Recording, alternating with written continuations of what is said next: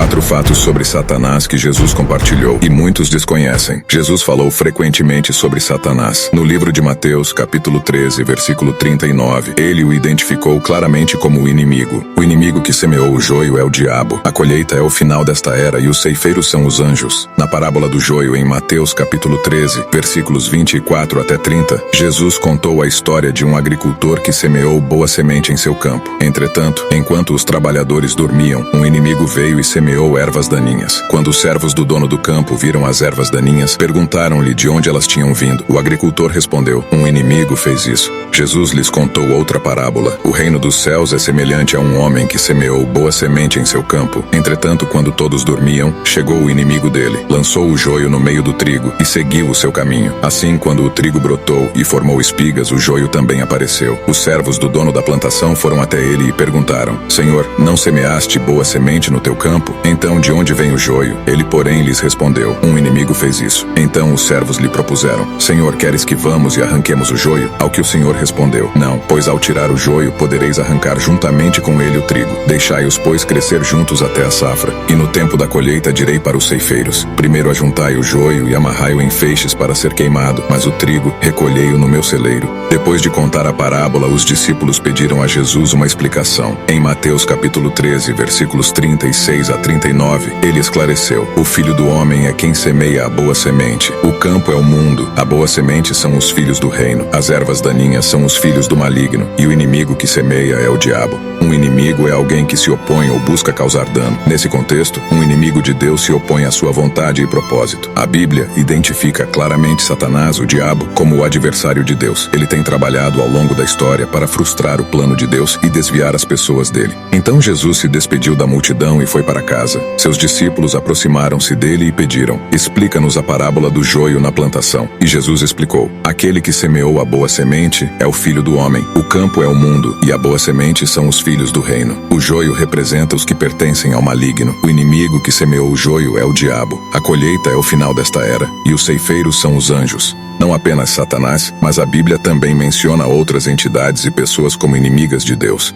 Quem rejeita os caminhos do Senhor é considerado seu inimigo. Além disso, o diabo é frequentemente referido como o maligno, como na primeira epístola de João, capítulo 5, versículo 19, onde lemos que estamos cientes de que somos de Deus e que o mundo inteiro jaz no maligno. Embora o poder de Satanás seja amplo, os que creem estão sob a proteção de Deus. 1 João, capítulo 5, versículo 18, afirma que sabemos que todo aquele que é nascido de Deus não vive pecando, antes o guarda aquele que nasceu de Deus, e o maligno não lhe toca. Além disso, em 1 João, capítulo 2, versículo 13 é dito: Pais, eu vos escrevo, porque conheceis aquele que é desde o princípio. Jovens, eu vos escrevo, porque vencestes o maligno.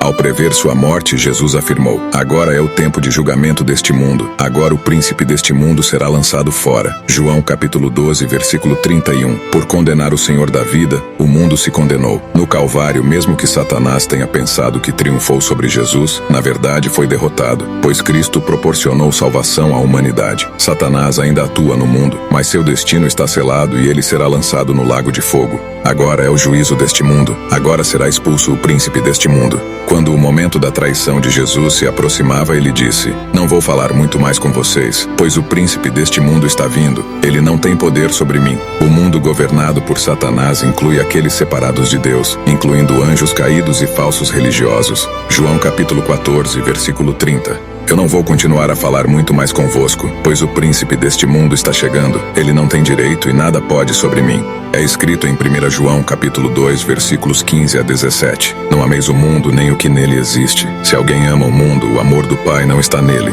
Mas o mundo passa, assim como sua volúpia. Entretanto, aquele que faz a vontade de Deus permanece eternamente. O Satanás influencia ideologias, educação, comércio, pensamentos e religiões falsas, conforme Mateus capítulo 12, versículo 24. Mas os fariseus, ouvindo isto, disseram: este não expulsa os demônios, senão por Belzebu, príncipe dos demônios. E Romanos capítulo 8, versículos 7 e 8 afirmam que, porquanto a inclinação da carne é inimizade contra Deus, pois não é sujeita à lei de Deus, nem em verdade o pode ser. Os que vivem na carne não podem agradar a Deus. Satanás quis replicar o reino de Deus, mas seu orgulho o levou ao pecado. Segundo Isaías capítulo 14, versículo 14, ele ambicionava ser semelhante a Deus. Subirei acima das alturas das nuvens e serei semelhante ao Altíssimo. E em João capítulo 8, versículo 44, Jesus revelou: Vós pertenceis ao vosso pai, o diabo, e quereis realizar os desejos de vosso pai. Ele foi assassino desde o princípio e jamais se apoiou na verdade, porque não existe verdade alguma nele. Quando ele profere uma mentira, fala do que lhe é próprio, pois é um mentiroso e pai da mentira. Pedro, o pescador, teve uma transformação incrível em sua jornada de fé. No entanto, ele foi particularmente alvo de Satanás. Jesus alertou Pedro sobre isso, enfatizando a gravidade da situação. Na última ceia, Jesus alertou Simão Pedro sobre uma iminente provação de fé. Ele disse: Simão, Simão, eis que Satanás já recebeu autorização para vos peneirar como trigo. Esta situação lembra a de Jó, que também foi alvo de Satanás. Satanás não decide por si só. Ele solicitou permissão para testar Simão Pedro, assim como fez com Jó. Embora seja o adversário e acusador, Deus pode usar todas as situações para o bem de seu reino. Satanás governa um mundo onde muitos estão separados de Deus, incluindo falsos religiosos. 1 João capítulo 2, versículos 15 e 17 nos adverte: Não ameis o mundo nem o que nele existe. Se alguém ama o mundo, o amor do Pai não está nele. Ora, o mundo passa, assim como sua volúpia. Entretanto, aquele que faz a vontade de Deus permanece eternamente. O principal objetivo de Satanás é minar a fé dos crentes, conforme João capítulo 10, versículo 10 afirma: O ladrão não vem, senão para roubar, matar e destruir. Eu vim para que as ovelhas tenham vida, e vida em plenitude. Em meio a essas provações, temos Jesus que intercede por nós. Hebreus capítulo 7, versículo 25. Portanto, pode também salvar perfeitamente os que por ele se chegam a Deus, porquanto vive sempre para interceder por eles. Mesmo Pedro, após ser peneirado, reconheceu a fragilidade da humanidade em Marcos capítulo 14, versículo 38.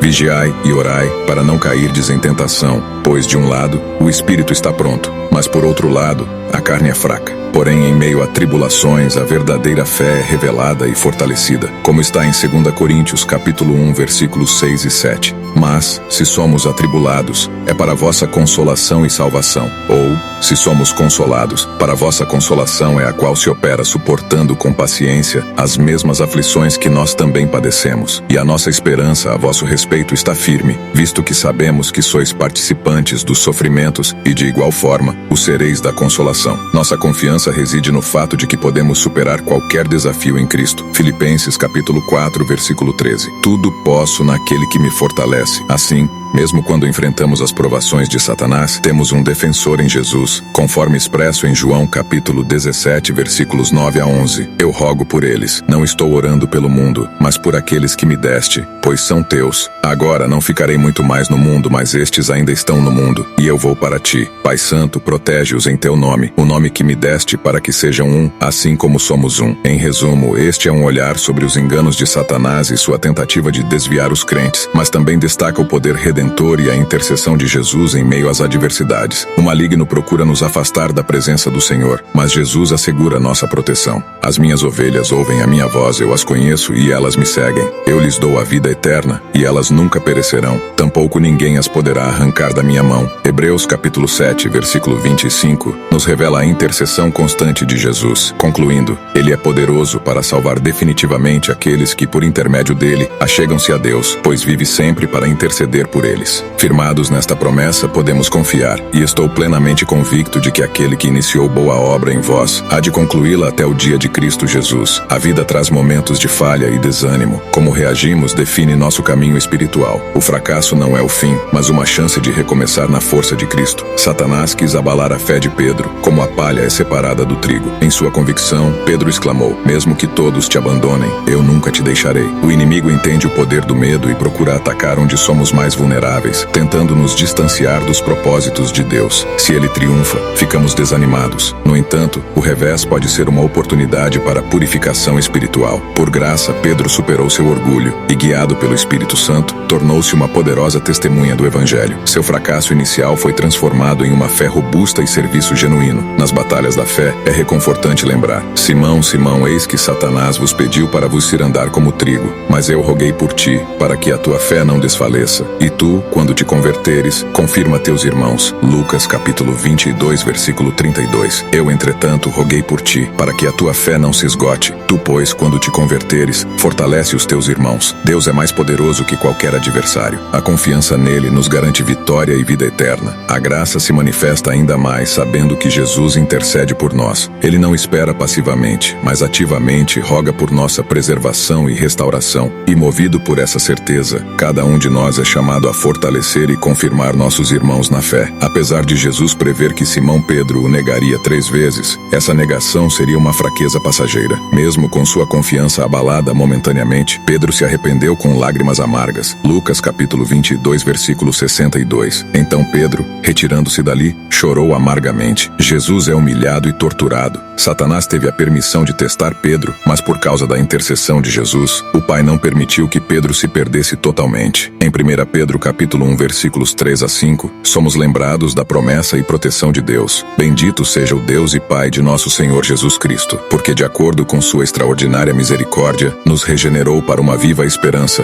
por intermédio da ressurreição de Jesus Cristo dentre os mortos, para uma aliança que jamais se extinguirá, nem tampouco será desonrada ou perderá seu valor. Herança preservada nos céus para vós, que sois protegidos pelo poder de Deus por meio da fé, até a chegada da salvação prestes a ser plenamente revelada no final dos tempos. As palavras de Jesus em João capítulo 10, versículos 27 a 30, também enfatizam sua relação protetora com os crentes. As minhas ovelhas ouvem a minha voz. Eu as conheço e elas me seguem. Eu lhes dou a vida eterna e elas nunca perecerão. Tampouco ninguém as poderá arrancar da minha mão. Meu Pai, que as deu a mim, é maior do que todos, ninguém é capaz de arrancá-las da mão de meu Pai. Eu e o Pai somos um. Quando somos fortalecidos pela palavra e pela presença de Deus, temos a capacidade de fortalecer outros à nossa volta. Embora Deus possa se comunicar conosco diretamente em muitas ocasiões, Ele usa outros crentes para nos encorajar e reafirmar sua palavra em nossas vidas. Assim como Pedro foi usado para trazer palavras de graça e encorajamento, Deus frequentemente usa outros irmãos e irmãs em Cristo para fazer o mesmo. O Salmo capítulo 30, versículo 5, é um lembrete reconfortante de que mesmo nas noites mais escuras, a alegria de Deus resplandece pela manhã, pois sua fúria dura um só instante, mas sua misericórdia prolonga-se através da vida. O pranto pode durar uma noite, mas a alegria nasce ao romper do dia.